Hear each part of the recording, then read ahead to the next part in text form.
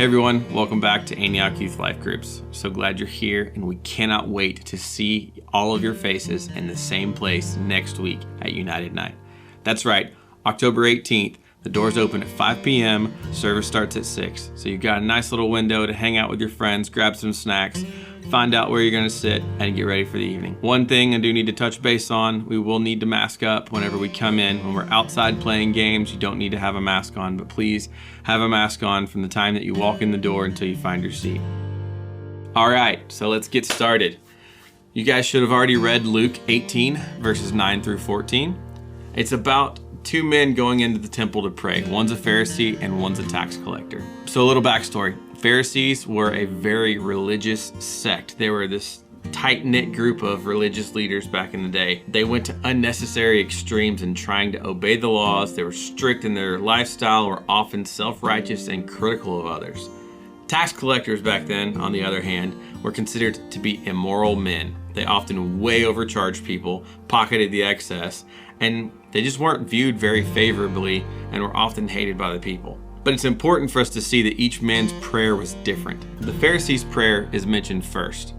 The Pharisee stood by himself and prayed this prayer: I thank you, God, that I'm not like the other people. Cheaters, sinners, adulterers. I'm certainly not like that tax collector.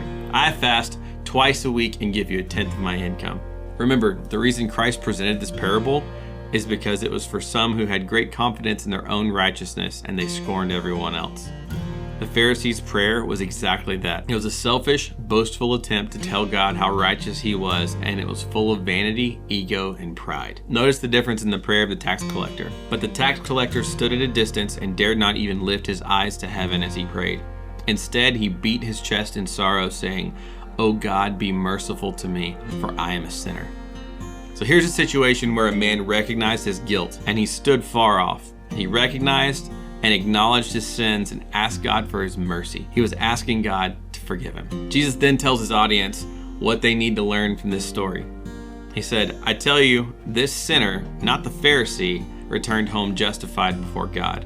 For those who exalt themselves will be humbled, and those who humble themselves will be exalted. So the lesson in all this is that the tax collector went home justified. The Pharisee did not.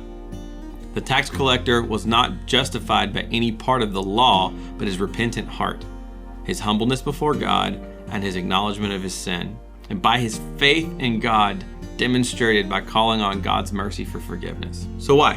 What did the tax collector do that the religious Pharisee did not? So the answer is found in Romans chapter 4, verses 5 through 8. But people are counted as righteous not because of their work, but because of their faith in God who forgives sinners.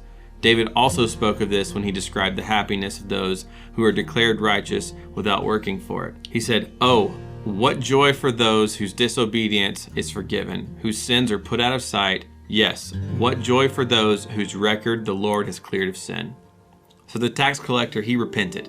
He acknowledged he was a sinner and asked for God's mercy, and he was justified.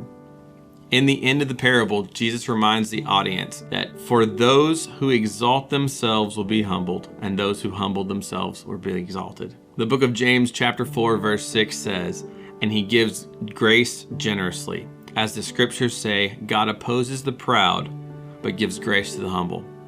Verse 10 goes on to say, "Humble yourselves before the Lord, and he will lift you up in honor." In this parable, we're looking at somebody that was very proud, very arrogant, and very self-righteous and self-justified.